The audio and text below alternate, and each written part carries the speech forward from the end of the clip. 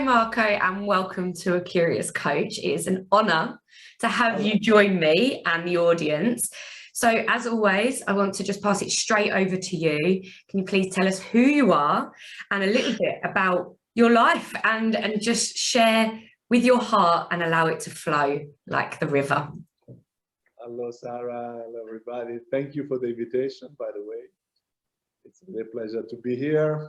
Sorry for my English, which is not as good as yours. It would be very strange, the contrary. Well, my name is Marco Bertagni, and I am Italian. I am tall, with a nice smile. You cannot see if I'm tall, but because I'm now like I'm sitting, but I'm tall with a nice smile, because these were the two things that my mother was used to tell me all the time. No more than this.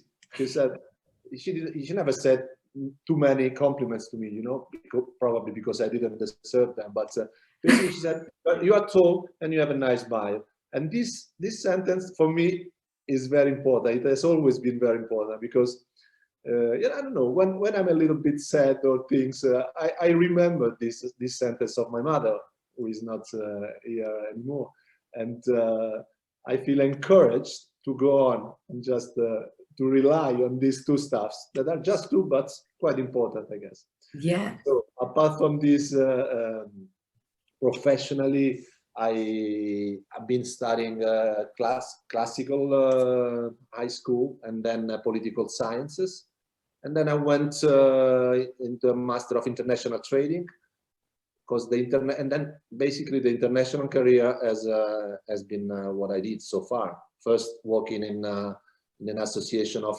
confectionery and chocolate companies, big Italian companies like Barilla, Ferrero. So very interesting experience, 9 years. Then I've been 9 years as a managing director of the Association of Distilleries, Industrial Distilleries. And finally, I founded my own company, and now it's more than 9 years that I'm there. That's good, because the previous experience were 9 years and 9 years. When now it's 13 years in a couple of days that I'm running Bertagni Consulting, and I'm very happy with that, because I'm dealing with things that I like. I mean, I created my own company, so I decided to go on following the international trade issues, which is something that I'm really fond of. And then lobbying activities as well. We do managing outsourcing 3 international associations in grape derivatives. This is more about political activity vis-a-vis the European Community, international organizations. And the third pillar of this of today's activity is the education, which is really something that is fascinating me more and more. And it's strictly linked to a project that is called the River of Life, that somehow changed my life, you know. Actually, my life, my professional life, but also more my life, I can say, in general, was changed by the moment in which I was fired without any reason from my point of view. And from one day to another, I found myself at 44 without a work, a very important work that I was doing. And that was my sliding door, because I mean, the first 2 or 3 days I was quite shocked. But then I said, Marco, don't take things too personally, and just try to see things from a different perspectives. And this is what I did, actually. And I created there my own company. I did a philosophical journey alone in Greece in winter. And I reached the top of Meteora, you know, these big rocks with monasteries on the top. And I was there, and there I realized, I became aware of the fact that not all bad things are so bad. Because I mean, I loved that world, but I realized there that something was changing in my horizon, but I needed to believe in that. And it's there that I understood that there were so many chances in front of me. And this is what I actually did from there. But then the other key moment of my life and of my career was when I found a picture of myself. Today we are talking about our life's journey, and finding a picture of myself of when I was a kid, 3 years old, a picture of which my aunt Diana always told me about. She used to say, Marco, there is a picture of you. You are with a luggage bigger than you. You were 3 or 4, and you were happy to go somewhere. I don't know where. When I first found this picture, I was absolutely moved, and I realized that in that picture, in that image, there was all my life. This thirst of knowledge, this curiosity that are, I may say, my tools, my life tools, because I think I am where I am, wherever I am. I don't mean I reach the top, not at all. I mean, I am here where I am, and I feel happy about that. And this is only thanks to the fact that I am a person who wants to know more and more, a person who wants to make connections with things and with people, you know, because I think we have always to learn and to listen from other people about life, and we need to be open-minded. I think the key is being open-minded and never think that you know it all, because once you think you know it all, or you have been to a place and why should I go there again? That's very wrong. I think we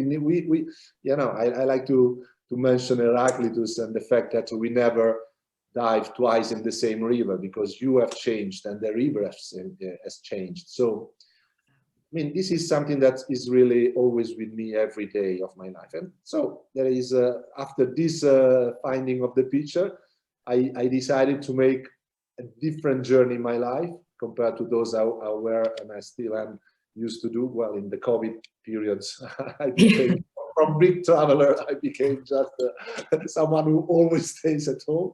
I have my home and my office at the same place, by the way.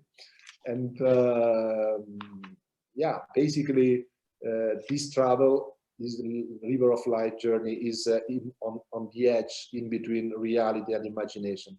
And also a movie will come out of that. So this is where we are. And we created with so many nice people and friends from all over the world an experiential network called EMME, and a new company in England called Emotional Geography Ltd, UK. And Sarah, of course, is one of our most active emotional geographers. So, yes, and thank you, Marco. And you know, I've been very, very fortunate to connect with you outside of this conversation, and your passion for what you do. Just, well, we connected because of that passion and serving and knowledge and being curious. And I just want to step it back a moment, because I think there's a lot of people, especially in today's world, where there's a lot of uncertainty about work.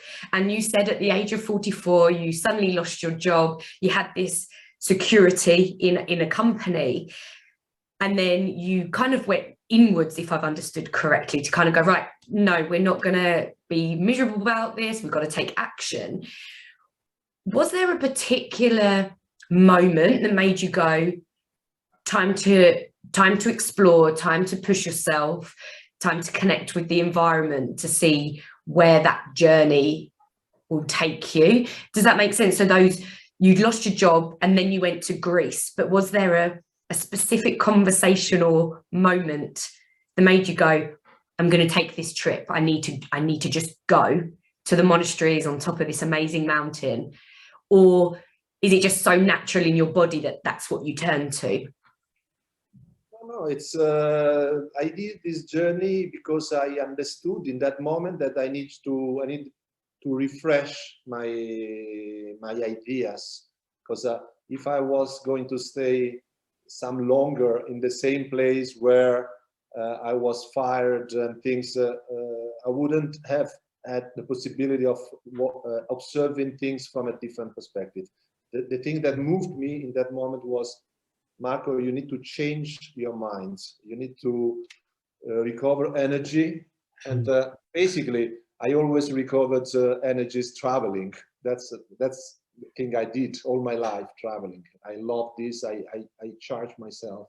I get energy, positive energy, by meeting people of other cultures and so on. But in that moment, I felt the need to be on my own, because I did this journey really on my own, and it was so beautiful, so deep. I needed to reconnect with myself, and I understood a lot of things of myself. I mean,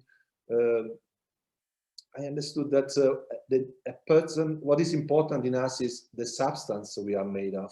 I realized that sometimes maybe in the previous job, I was a little bit too attentive to how I appeared to others, I was somehow looking for perfectionism, which is something that first of all doesn't exist, and looking for perfectionism is wrong. Actually, I realized. Or taking things too personally. I mean, I tried really to work on myself, and being somewhere completely disconnected from everyday life was of huge help for me. Yeah, that's really powerful, and I think a lot of people will resonate with that kind of I'm stuck, and it really is about going inwards and saying, well, who am I? Who do I want to be, and what do I strive for? And I love the fact that it's now taken you on this journey of doing the things you love, combining and connecting with people around the world. And I know there's a big story, and I'd love to have you on to talk about the story of the River of Life, because that's a bigger conversation than the time we have, but and it's beautiful. So I will let people know where to find that story. But I'd like to know, in terms of getting you to where you are now, creating a company that's really aligning with who you are and what you believe in terms of knowledge and education and travel and that. What have been your biggest challenges in taking that move, making that move? The biggest challenge has been with myself, basically. I needed to, as I said, evolve in many meanings, but basically I needed to follow more and more my instinct, my nature, I just let it flow, talking about rivers. I left myself, I gave more and more space to emotions, because I was, and I still am, very how you say, a person for whom reason, the brain is very important. Somehow it monopolized my way of thinking, even if it's a little one. But anyway, it's I understood that I needed to rebalance the influence that the brain and the emotions had on my way of living. And this is actually what I did. I mean, when I first started to draw the map of the River of Life, because all this stuff, the initial thing was drawing a childish map. I mean, because I draw very badly, and but one of those days with my picture when I was 3, I started to draw this River of Life, and then I created imaginary landscapes around, and this very easy thing, drawing a map, was the beginning of things. And from the very first moment, I understood that there was a power in that map. But my friends were quite skeptical about that. I remember one of them came in the very initial moment of the drawing of this map, and I tried to explain him that it's a river of life that I'm considering my past, my present, my future, and it will help me. And the first thing he said, well, but if you found a good thing to smoke, you should share with your friends. I'm at this stage without any drug, I told you, but you didn't believe me. But anyway, it's just to say that something that really helped me is to let the emotions flow and believe more in the instinct and be less formal as well. And yeah, as you said, I'm very happy right now because there's no border. I mean, my dream is getting rid of borders of any kind. You know, we consider as geographers of emotions world citizens, but really in all meanings. Yes, so for me right now, there's no border between private life and the professional life. It's just life. And this is beautiful. This is a beautiful feeling. This is something I suggest to everybody, just getting rid of surface, not being too stick to labels. Get rid of labels. This doesn't mean that if I meet you, I send you, I don't know where, but just be the best of us, be the deepest part of us with others, and share it also is something very important. At least it has been very important.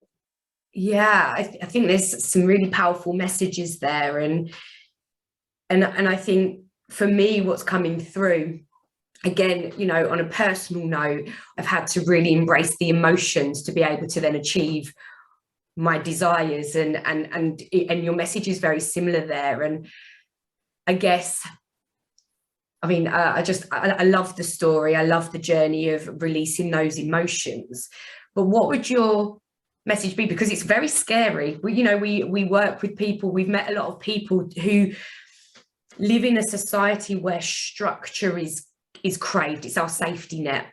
And so to basically flip that on its head and go, I'm going to take away the borders. I'm going to embrace my emotions. It takes a lot of courage. So I suppose I would love to know, are there particular things alongside the drawing of the maps that you do to really embrace those emotions? Do you have certain exercises or rituals, so to say, that you do as an individual to really connect with your emotions and release those expectations of yourself?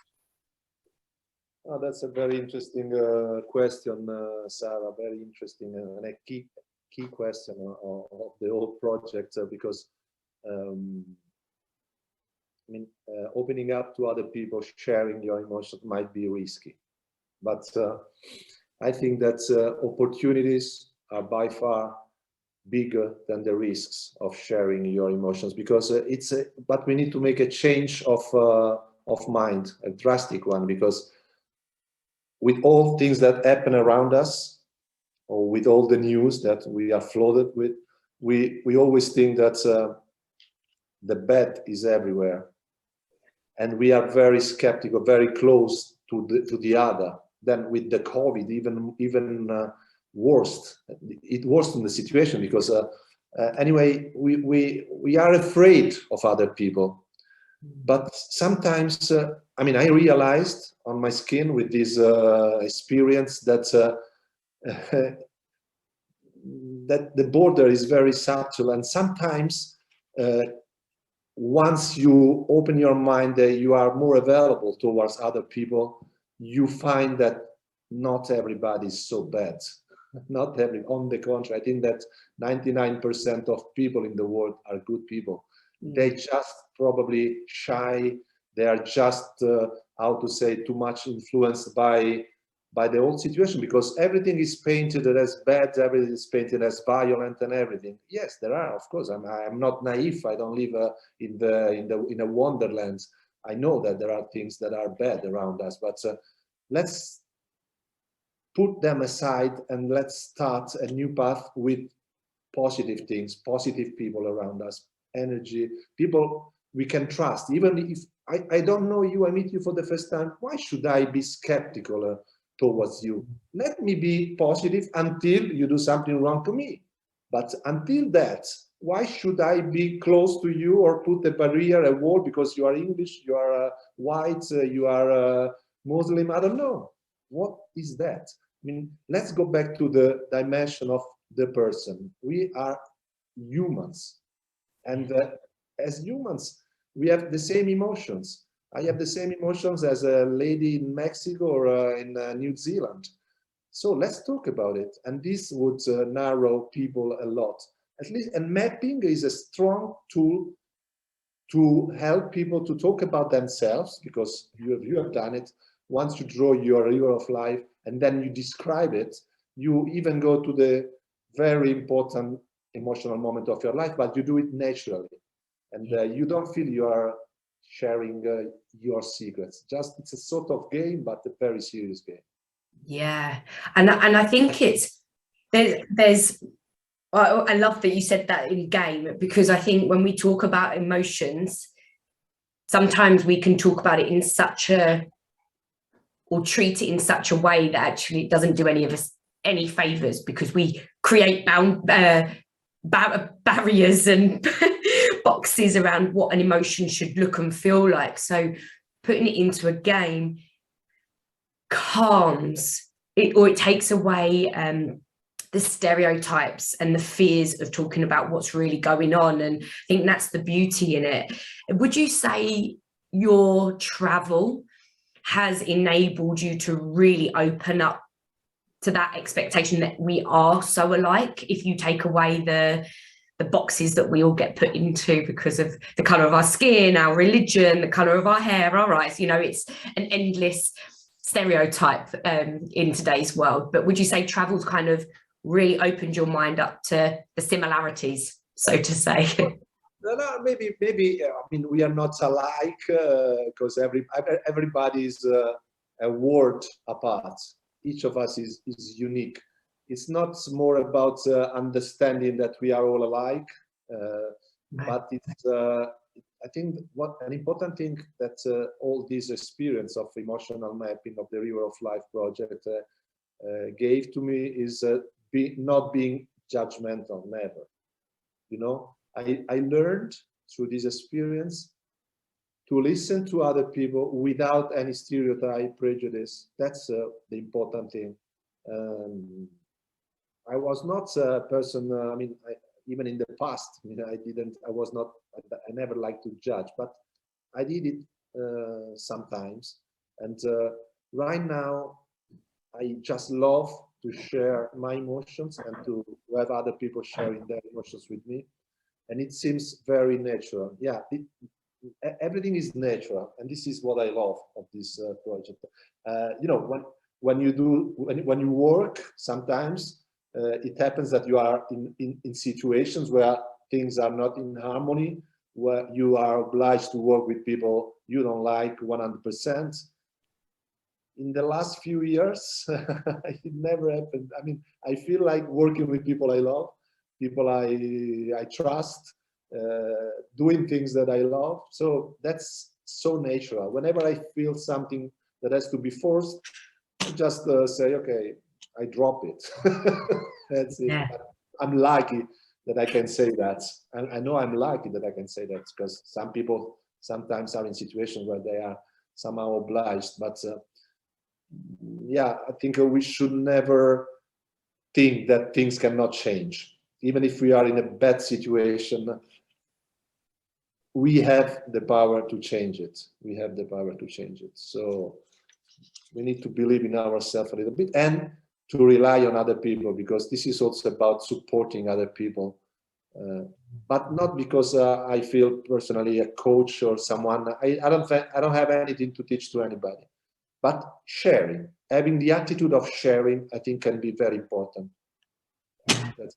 That's incredibly powerful. And I mean, your passion just shines through, and you can tell that you've created a life that aligns solely, like fully with yourself and your beliefs and your values. And I think going back to when you lost your job, I think drastic things have to happen for us to realize what's important. And I know when I listen to you speak, it gives that message. That's what I receive. Like, just make sure it aligns with you, because then people want to follow, people want to be a part of that sharing and that community. And that's beautiful, that's powerful, and hopefully the world can take away the borders and embrace each other's passions and strengths and learn from each other. So thank you for actually coming on and sharing that journey. And I suppose to anyone listening, what would be your message to them if they are at a point where they're like, oh my goodness, I've either lost my job, I've lost my marriage, I've lost my house, there's a big change happening? What would your message be to them or to inspire them?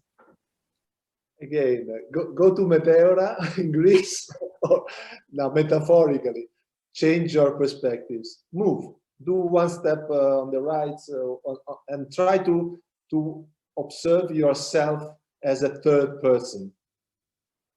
Or draw a map. If you draw a map, you just go towards that. You are watching your life from another perspective, and then you analyze your map and you understand a lot of things about you. And you will see that there is not only one way in front of you, that is the perspective when you are stuck always in the same position. If you watch it from above, you will see that if in front of you there is a wall right now, or a swamp or something bad, no problem. You just go that way or the other way, or you go back, and you know, there are so many possibilities. There are endless possibilities. This is what I might say. I love that, and just thank you once again. Time always flies, and I'm always fascinated, and hopefully you will come back and share more experiences and the journey of life with us, and just keep smiling and keep sending those incredibly powerful messages to the world. And if anyone wants to get in contact and learn more about MA, the Emotional Geography UK, or just to meet you and connect with you, I'll be sure to put all your information in the comment boxes below. And just thank you, and I appreciate you very, very much, Marco. It has been an absolute pleasure. To everyone else, if you would like to subscribe, share and comment to let Marco know how you found his conversation, then go ahead and be sure that you will hear from him. Thank you everyone for listening. Marco, thank you. Thank you, Sarah. Grazie. Grazie mille. Grazie.